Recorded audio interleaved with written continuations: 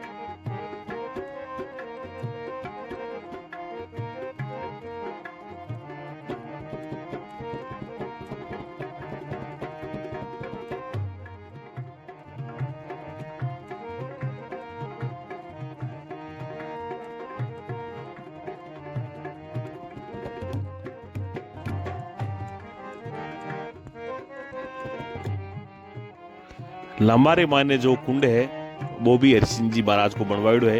एक मायने जनाना घाट भी है, मर्दाना घाट भी है, चारों ओर छतरियां हैं और देखभाल लायक जगह है, बहुत दर्शनीय स्थल है।